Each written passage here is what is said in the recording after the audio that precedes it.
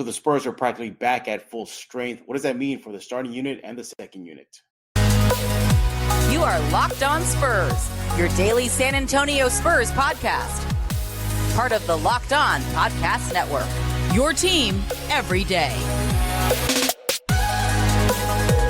Welcome back to Locked On Spurs, the NBA Network. I'm your host, Jeff Garcia, Spurs for Ken's 5 San Antonio. Glad to have y'all back. And happy Tuesday, everybody. Glad to see y'all made Locked On Spurs your first and only visit for all things San Antonio Spurs. We appreciate you. Subscribe wherever you get your favorite podcast, iTunes, Spotify, YouTube, Ken's 5 Plus app. You know where to go. Go do that right now. Subscribe to the Locked On Spurs newsletter. The link is in the description over on the YouTube side of things. Just click right down there, sign up, completely free, and have some fun with it. Today's episode is brought to you by Game Time. Download the Game Time app, create an account, use code LOCKEDONNBA for $20 off your first purchase. What are we talking about today? Looks like the Spurs are nearly back at full strength. As of this recording, it looks like Tre Jones might be out for a while because of a shoulder injury he suffered during the Kings game. Thank you very much, Domantas Sabonis. Nevertheless, Sohan is either back tonight or will be back very, very soon. The point is, this team is going to be very deep. This team is going to have some interesting decisions to make when it comes to second unit, starting unit, who should be benched, who should remain there. We're going to be discussing all that, looking at some of the numbers. And then if time permitting, we'll go ahead and look at some Locked On Spurs fan comments. But yeah, Sohan has been given a thumbs up. Looks like he is set to return either tonight versus the Suns or very soon thereafter. You know, Vassell's back. Wemby's been playing great. Everybody's back, minus Tre Jones, who got hurt. But a good problem to have. You know, the Spurs, they're going to have some depth. They're going to have some decisions to make and good decisions to make. I mean, you bring in your double-figure scorer, Devin Vassell off the bench, or you throw him out there. Oh, no, what do you do with your long-range bomber, Champagnie? Bench or start? You see where we're going with this? So there's a lot of moving parts here. We're going to go ahead and discuss that with our guest. He is back, everybody. Rudy Campos of Sweep the League. Follow him on X at Sweep the League. And Rudy, I apologize for the delay. Nature called, and I know you did not appreciate me informing you of that, though. Hey, man, when nature calls, man. No worries about it. Man, yeah, Rudy had a TMI moment with me, at least on his end. So I know he appreciated me being respectful of his time and letting him know I'm late, but I think he could have done away with the reason. So other than that, again, his show is called Sweep the League. It is on YouTube, and we'll be talking about that. Rudy will brag about his show shortly. Once again, unfortunately, this is an audio-only show. Rudy has some work conflicts, but we're able to get you in a Locked On Spurs episode. We're bringing Rudy back. So, Rudy, a good problem to have. The Spurs are at 99.9% power. I mean, they lost Tre Jones versus the Kings. It looks like he might be out for a while. Took a bad shoulder hit from Sabonis. Nevertheless, there's issues now, and they're good issues. We're not going to downplay. It's a good problem to have. You're the Spurs and the Spurs coaching staff, but what do they do now? They're it's almost like a win-win-win situation with the starting unit and the second unit. You keep it as it is right now, fine. They're humming. They're doing good. Look at the comeback win versus Sacramento. They're picking up wins. They're clawing back from deficits. You look at that second unit. They had 60-plus points in the win versus the Kings. So you leave it as is, and that was with Vassell coming off the bench. So what do you think the Spurs should do? Should they move forward and go ahead and rearrange that starting unit, bring back Devin Vassell, bench Castle, bench Champagnie? How do you think the Spurs should approach this? Well, when the time comes and Devin Vassell is ready to take back a starting role, that's what you do. I mean, you didn't pay the guy in the offseason for him to come off the bench. That's something that we've already kind of got with Keldon Johnson as the hype guy coming off the bench. So I would say Devin goes back to the starting five, but that does mean one guy's got to go out. And I understand Spurs are playing really good basketball right now. But the odd man out has to be Julian Champagnie. He's got to go to the bench. And no disrespect to him at all, but I've made it clear on Lockdown. I've made it clear on Sweep the League along with Derek Gervin. We both have said that you do not bench Stephon Castle with the way the Spurs are playing. If you look at him and Champagny, Stephon Castle's impact is a lot more on both ends of the court, whether it be the offense or the defensive side. The Spurs are playing a lot better and much better with him on the court alongside Chris Paul. So you move Champagny to the bench, you bring in Devin Vassell. The bigger question is one that's probably going to be asked in a little bit is what happens when Jeremy Sohan comes back. But as far as Vassell goes, he's deserved to be a starter. It'll help them get off to a much quicker start in that starting five. But I have no problems with Champagny coming off the bench, playing alongside the second unit. Yeah. Again, a good problem to have. I'm going to push back with you. I don't think it would behoove the Spurs to bench Champagny. He's like the only legit floor spacer for this team right now. He's playing just great this season. Scoring in double figures almost daily now. A legit 3-point threat for the Spurs, and perhaps their lone consistent 3-point threat right now. And I think you need that to have the floor spacing for Victor to operate. Obviously, Chris Paul to run the opposite. Kicking it out to Champagny. It's a great thing. Looking at the numbers, though, the the starting lineup that we've been seeing since day one of Barnes, Castle, Champagny, Paul, and Wembanyama, they played 130 minutes together. So that's a pretty good sample size. They're up plus 62, and that's good for a net rating of 22 and the offensive and defensive rating hums. Get an offensive rating of 133.2, defensive rating of 110.4. I think if you're going to make a move, I think the move is to move Castle and you bring in Devin Vassell. And I think that's where you go. The only other nominee I could think of is Barnes, but I don't think. Do you want to bring a veteran presence off and moving from the first unit? And I bring that up is because sure, they're winning games and they're making these comebacks, but I still don't like the fact they're not playing 48 minutes of basketball. Barnes in there at least gives you that steady hand to keep them going and not letting Paul not letting the team just come off the rails and lose big and having to claw out a bigger deficit. So if I'm going to propose something, I think Steph Castle comes off and you bring in Devin Vassell. And you bring up a good point too. You don't want your highest paid guy, coming off the bench. That'll look kind of odd. But do you think Vassell, if push comes to shove, would be okay with a role off the bench? Oh man, that's a good one. I would say probably not. I think he's already aligned himself at the starting position. I think he expects himself to be a part of the starting five. Will there be pushback? I don't know. It's hard to judge character on today's NBA player. It's not like older NBA players when you ask them to come off the bench, they understand the reasoning behind it. I don't know. I don't see them doing that. Like you said, the highest paid player on the team come off the bench.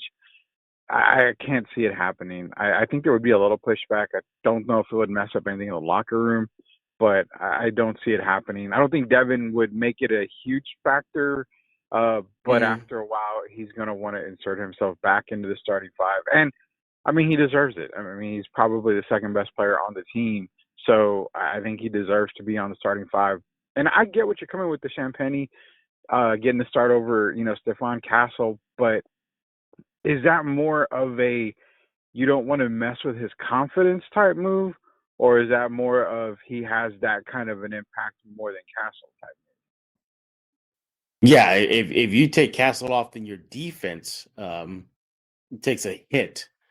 But, the defensive wise, it looks like Castle will be the better defender versus Vassell as their careers moves forward. Now, to drive home a point further is just looking at the next starting group or the next 5-man group that has had significant time together. So a lineup of Barnes, Champagny, Paul, Wemby, and Sohan, we didn't bring his name up yet. They played 75 minutes together. Okay. Now, with that unit, though, if you go that route, it's interesting. Their net rating is a minus 15, and their net offensive rating is a minus 7.7. Now, their defensive rating is pretty good still, 114.3. But nevertheless, that seems to not work if you put Sohan out there. So that's very interesting. There's part of me that wouldn't mind seeing Sohan coming off the bench. What do you think? I agree 100%. There's no reason why I would ever expect him to probably be on the starting five as long as the team is continuing to have some success. And it's no shot to him, but I think with the lineup that I would see would be Paul, Castle, Vassell, Barnes, and Wemby. I think that's a starting five that can get you off to a fast start. You don't lose any defensive efficiency with that lineup there.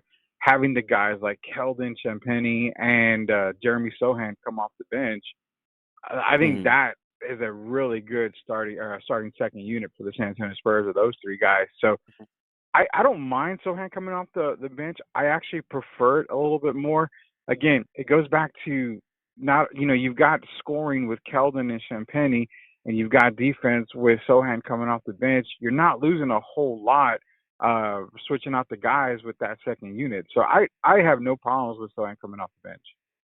Yeah. And again, just, we're not trying to throw too many numbers here at y'all, but the next best unit for the Spurs numbers wise, outside of the starting unit that's played 130 minutes together, is the unit that's played at 28 minutes together. That's the next highest one. And that's Champagny, Paul, Wesley, Wemby, and Mamu. I'm starting to see a pattern here because the third best lineup as far as the plus minus. Now, that was plus 25. Then after that is a plus 20. Champagny is still on there. Champagny, Paul, Keldon, Wemby, and Branham. I think if the numbers don't lie, then Champagny has to be out there.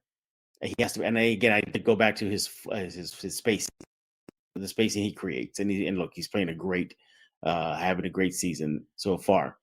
Also interesting, too, is of those top three units, none of them have Vassell or Sohan on there. Why do you think that is? Well, I mean, they haven't really played much this year. It is interesting. It is very interesting. It's interesting and it's glaring. I mean, obviously they haven't played a whole lot this year due to injuries, but I think what it is too is can we not factor Sohan in? I mean, I know he's had some good games this year, but when you talk about impact, the impact that Sohan has compared to Devin Vassell is probably a lot less if you look at it. I mean, Devin's impact is a lot more, but I think with those injuries, you're watching a lot of the younger guys able to grow up a lot faster. And that's where, you're giving Champagny the opportunities. You're giving Stephon Castle the opportunities. Mom was getting opportunities. Now you're seeing the emergence of a little bit of Charles Bassey, which we haven't seen that since the St. Anthony High School days in San Antonio. So, I mean, you're getting a lot of younger guys growing up, and you're starting to factor in Devin's coming back, Jeremy's back, coming back. So I think the impact with them not there is beneficial because they grow up more. And I think with Devin coming back, you're probably going to see a bigger impact than most people expect when it comes to Sohan. But I don't know, man. I'm not saying that you don't need them on the team because they're successful without him. You do need them, but it just shows that something that I didn't even catch on before the season started, how deep this team really, really is. Because on paper, it doesn't look like a deep team at all. I mean, they are deep, that's for sure. And even Coach Mitch Johnson has said that their second unit is becoming one of one of their weapons as the season moves forward. I mean, look, again, we're just using the game as an example. I mean, the team, I think the second unit had like 60-something points on them. 60-something points on them. That's pretty good. That's pretty good.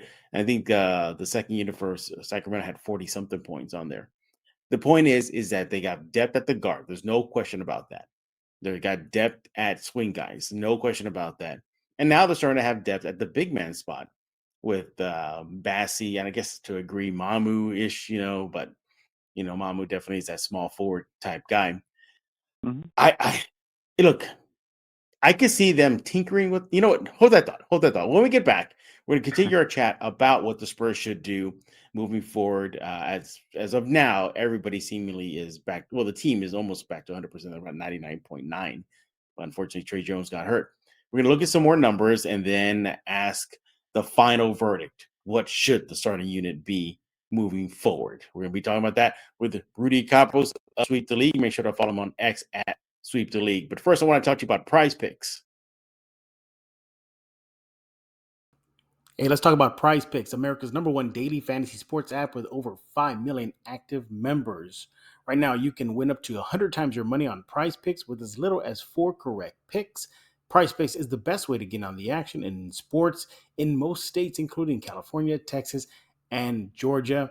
And Prize Picks puts their members first, so all withdrawals are fast, safe, and secure. When your picks hit, you can get your money in as quick as 15 minutes. Prize Picks invented the flex pay, which means you'll still cash out if your lineup isn't perfect. You can double your money even if one of your picks doesn't hit. Hey, look, Prize Picks is fun. It's simple. You'll enjoy having the experience of playing the game. I know I do. You will too. And yeah, download that Prize Picks app right now. Go use code LOCKEDONNBA and get yourself $50 instantly when you play $5. That's code LOCKEDONNBA on Prize Picks to get $50 instantly when you play $5. You don't even need to win to receive the $50 bonus. It's guaranteed. Prize Picks, run your game.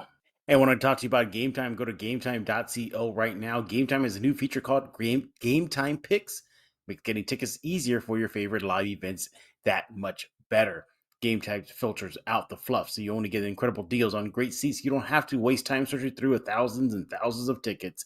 Hey, Game Time has it all. They have the super deal. They got seats view before you buy.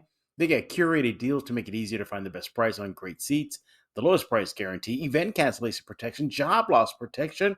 You will be pleasantly surprised with this app. Go get it right now. Game Time Picks. Again, that's a curation that makes it easier to save more on sports, concerts, comedy, theater. Hey, they have the lowest price guarantee, or Game Time will credit you 110% of the difference. Game Time ticket coverage. Your purchase is covered with the most flexible customer service policy in the ticketing industry. Take the guesswork out of buying tickets with Game Time. Download the Game Time app, create an account, use code LOCKEDONNBA for $20 off your first purchase. Terms apply. Create an account, redeem code LOCKEDONNBA for $20 off. Download Game Time today. What time is it? It is game time.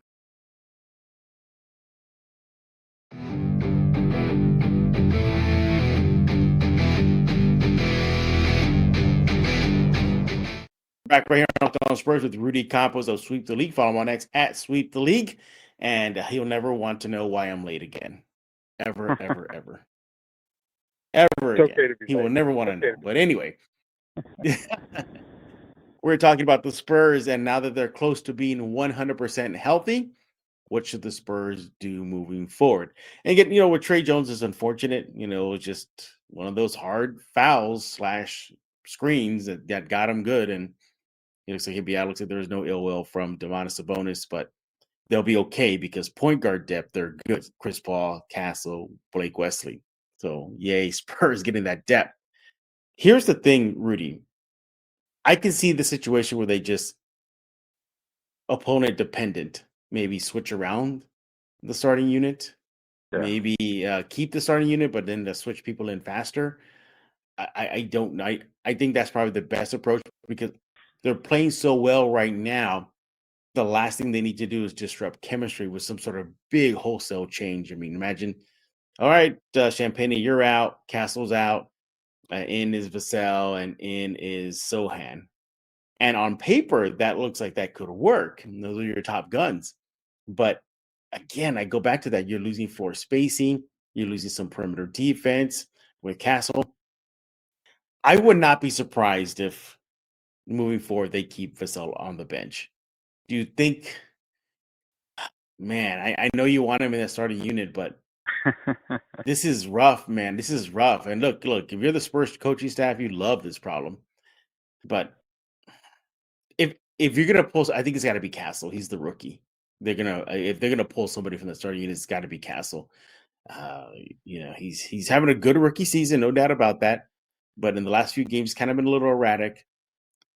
I think they're gonna go with Castle if they're gonna bench anybody. What do you think? I hate giving you pushback sometimes, but take Victor Wembanyama out of the picture. You haven't I seen thought a you were going more to say take him out of the unit. I was like, what, are you out of your well. mind? No. You're wanting to bench Stephon Castle, who's had a bigger impact his rookie season than Stephon Castle. How far do you have to go back? Tony Parker? Because Kawhi Leonard had an impact his rookie season, but I mean, starting wise, he wasn't starting right away, if I remember Yeah. correctly. Tony Parker probably had the biggest impact in his rookie career, coming in as a starter early in his career. You haven't seen that since then. So how can the case be made about benching Stephon Castle because he's a rookie when you've already seen the impact he's had as a starting five member already on the San Antonio Spurs? I I kind of agree with you, and I'm not going to say 100%. I 90% agree with you that I like Vassell coming off the bench. But my problem is that you're paying him all that money. Now, if money's not a factor, then yeah, come off the bench because that second unit with Devin, it can pretty much obliterate any type of lead the other opponent has on the Spurs. So I'm okay with that with a Devin Keldon, coming off the bench type thing. I just don't see it. I think that might be a little pushback from him, but I'm kind of defending the Stephon Castle thing because of the impact we've seen on him already. And Champagny has the same impact that Stephon's having in instances of floor spacing. But at this point, it's like where it's a good problem to have. And this is where I think on the starting five part, it's more of it's a starting five by committee. Go to your opponent. If you're playing, Golden State, you're probably going to have a lot of small ball. So, I mean, you go small ball type of a starting five. You can always, again, the starting five is not original starting five. You're not going to see these guys play the entire first quarter like you did in past years, a long time ago and galaxy far, far away. These guys can be interchanged within 5 minutes. If it's not going well, swing somebody out, bring this guy in, bring that guy in. So a true starting five is never a true starting five in the NBA in today's game. But nonetheless, I just cannot see Castle going to the bench. That's just something I can't see right now. Yeah. Man, I mean, if let's say tonight versus the Suns, the starting unit is flipped and Vassell's out there, and I'm just saying his name just because we're talking about it, and Castle is out. I'm not gonna be mad. Makes I mean, sense. okay, It makes sense. them, yeah, that's fine. Or if they say, all right, the starting unit is Barnes, Castle, Vassell, Paul, and Wemby. Okay, that's cool.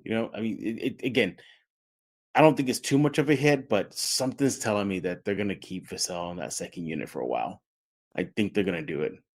If he was ready to go or 100%, he would have been starting the moment he got back from injury, and would have been out there.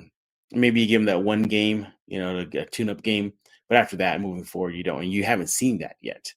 So I'm looking at some more of the numbers here, and obviously one big common thread in all of the top lineups for the Spurs this season has been Chris Paul. I mean, you and the guy's been playing great this season, almost a renaissance for him.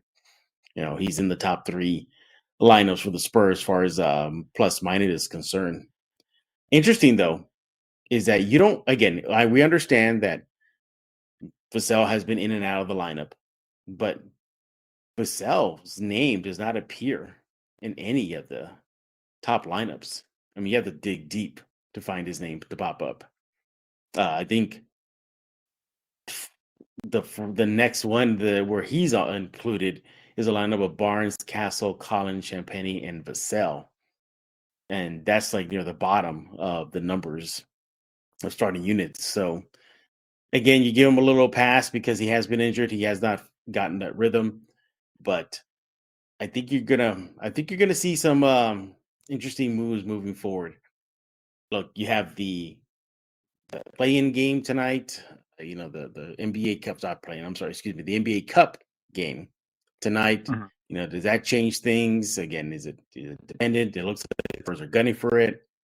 I don't know. But again, Rudy, it's interesting though. I just find it very interesting that you look at the top three starting units and not one of them have a Wemby, Vassell, and Sohan pairing.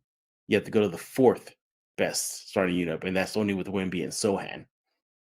And you see that Wemby is surrounded by a lot of role players. Look at the second best one. It's Champagny, Paul, Wesley, and Mamu, and then Wemby. The first one, Barnes, Castle, Champagny, and Paul. The third one, Champagny, Paul, Keldon, and Branham. So it's almost like, you got to feed the big man. And if you feed the big man, there's not not a mouths to feed with one ball. The Spurs tend to do pretty well. Ultimately, Rudy, Campos, what is your starting unit moving forward? Is it keep it the same, tweak it? What is your final decision? Final decision is going to stay the same as it has been for a while. It'll be Stephon Castle, Chris Paul, Devin Vassell, Harrison Barnes, Victor Wembanyama. Look, numbers don't lie. And if that's true, then I got to agree with you, Rudy. I think the starting unit, there's something there. There's something there. I like the mix. Role players, veterans, your star player, your floor spacer. You got it all there. Now we're going to dig a little deeper and look at, okay, well, which units have the best net rating regardless of time together and whatnot. So I can pull these numbers up here for us here. Let's see, and we'll go with significant amount of time together, not this like 1 minute, 1 seconds together or nothing like that. So we can find it here. Here we go. Yeah, it's that starting unit again. That starting unit pops up again as the best overall net rating with a plus 22.8. Interesting moves, interesting things in San Antonio. What should they do with the fully healthy roster? A lot of question marks to be open, but it's a good thing, Spurs. It just means wins. Although, Rudy, I do still not like them clawing themselves out of a deficit. I know Spurs fans are happy that they're winning and coming back from deficits, but let's be honest, Rudy, they're not playing 48 minutes of basketball, are they? No, they're not. I'm kind of glad to see that they're on the opposite side of what they normally do, which is get off to fast starts and then blow the lead in the fourth. Seems like they're kind of sluggish at the beginning and then they turn it up in the second half.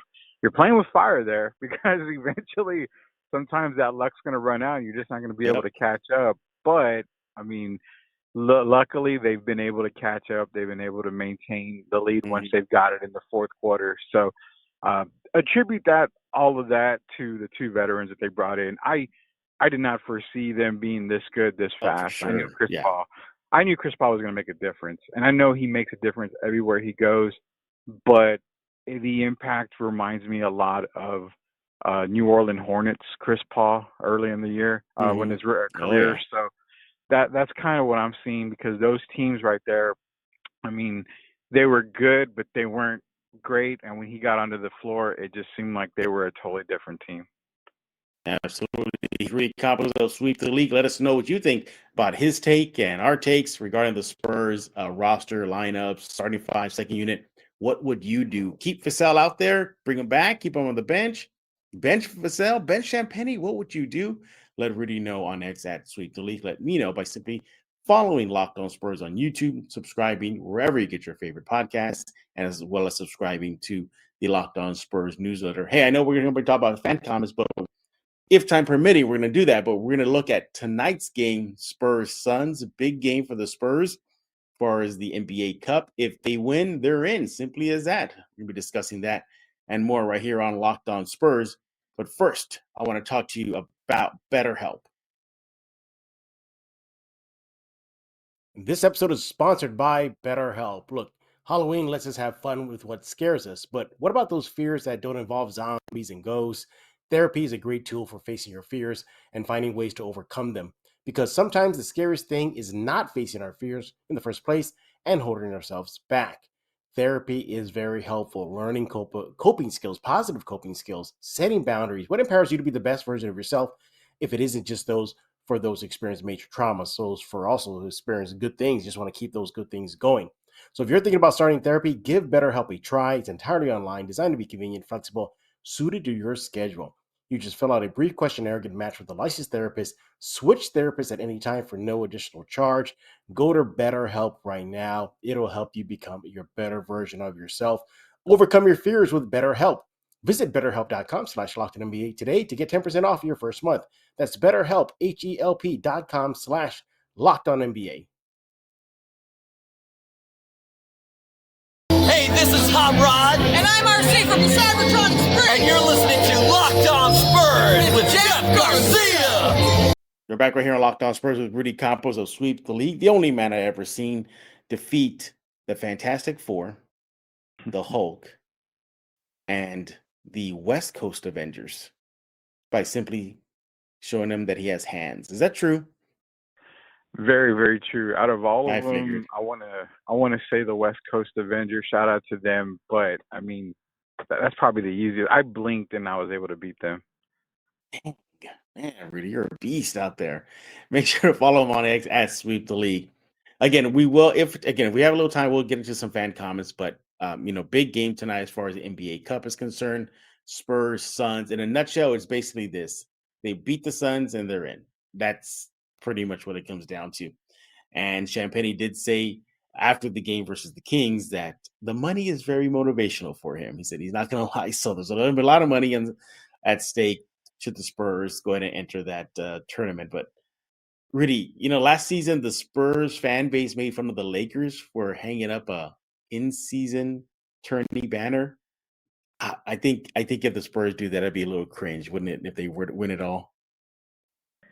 Yeah, 100%, man. I'm not gonna lie. Whether the Spurs win, Lakers win, whoever wins, it's just an in-season thing.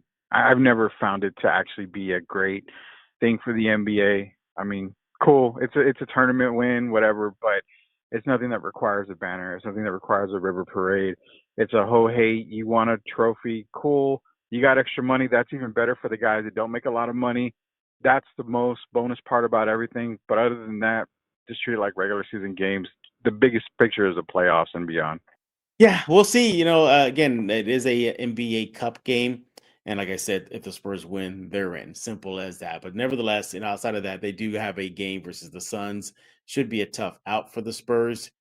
I believe this season is the first time they're meeting. So we'll see how that, Kevin Durant, Devin Booker on that end, of course, the Spurs, they're kind of rolling right now.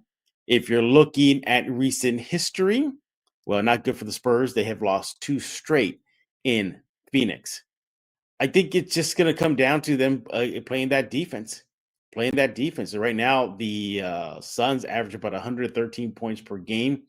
So they're going to have to slow them down. Obviously, it begins with Kevin Durant, slowing him down to Booker, obviously.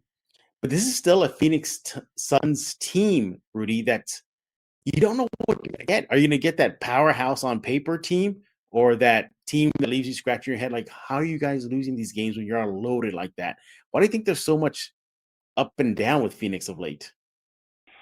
Their biggest problem beginning of last year when this team was put together was the point guard situation, which they kind of already showed up in the offseason with the addition of Jones. But again, it's only one ball. You've got 2 of the biggest scorers in the league, in Devin Booker, Kevin Durant.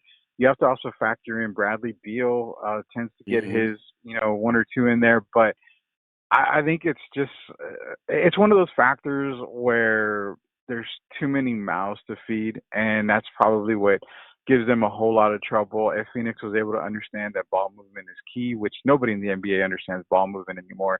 It's rare to see it. Spurs kind of did a little bit here and there, but they don't really find ball movement in Phoenix a whole lot, and it kind of kills the momentum. It kills the swing for this Phoenix Suns. I think what it has to really come down to is they've got to contain Devin Booker as much as possible. Another challenge for Stephon Castle, but you saw him with Shai Gilgeous-Alexander. Obviously, you're not going to contain him. You can kind of just hope to stop him a little bit. But the defensive presence that Stephon Castle needs to put on Devin Booker is going to have to show. Maybe get a key block here and there to seal it like he did against Oklahoma City. But again, Devin Booker is the guy that you got to really watch for when it comes to the San Antonio Spurs. Yeah, by the way, quick correction.